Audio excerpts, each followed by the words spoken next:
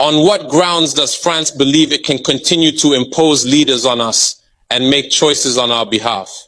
This must come to an end. We strongly urge France to listen to the voices that speak to it about our plan for a more collaborative, fairer, and sustainable partnership between Africa and France. It is crucial that we work together towards a future that is equitable, just, and environmentally conscious.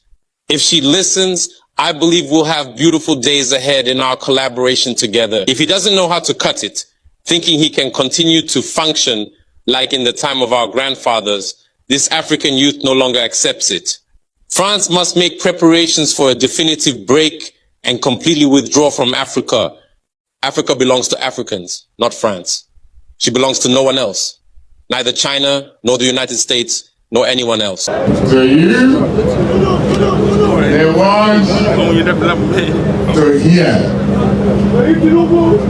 that announcement has been made that I have been elected President of the Federal Republic of Nigeria. This is a serious mandate. I hereby accept it. You have elected me to serve as the 16th president of our beloved country. In 2022, the movement to change the narrative in Nigeria started. And this started when His Excellency Mr. Peter Obi moved from PDP to Labour Party. He started by canvassing for vote from north to south to east to west. His revelation and reviewing the corruption in the political phase in Nigeria agitates the minds of many Nigerian youths, of which those that have never participated in the election before become interested in the political actions in Nigeria. And now it happened in 2023 after the election. When they were even supposed to shift this result from the polling unit to the IRF, it happens that they switch off the lights when Nigeria needed it the most.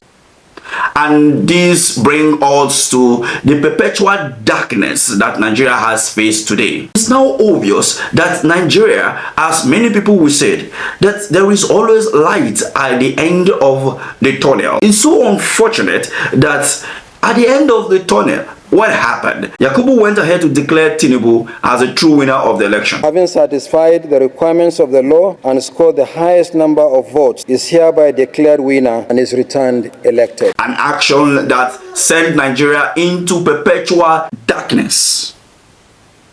Since from there till date, Nigeria continued to live in perpetual darkness, while because of the rough policies that have been introduced by this government. President-elect in Senegal is now calling on the dismissal of the French colonists from their country. This will now bring us to the issue with ECOWAS. Remember that ECOWAS at the time banned Niger because of the fact that they had a military coup.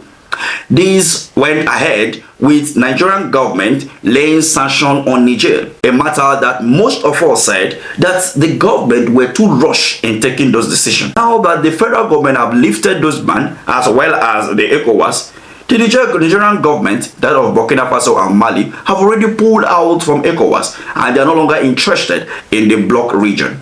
Now the problem now is this: who will now save us from this calamity brought upon us by those leaders who never think through issues properly before taking actions? Now we have a young president in Senegal who is now calling for a true development in Africa. According to him, he said, "It is high time for France to lift its knee off our neck and put an end to this unjust oppression. Centuries of misery, human trafficking, colonization, and neo-colonization have caused immeasurable suffering.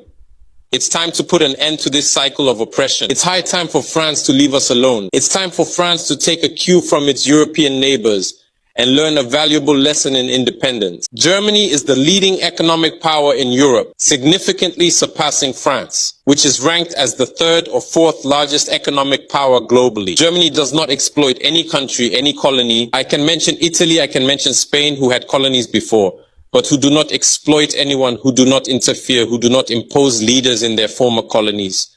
On what grounds does France believe it can continue to impose leaders on us and make choices on our behalf? This must come to an end. And the emerging Africa, the African youth, the African elites, and the African diaspora all stand united in saying no, it cannot continue any longer.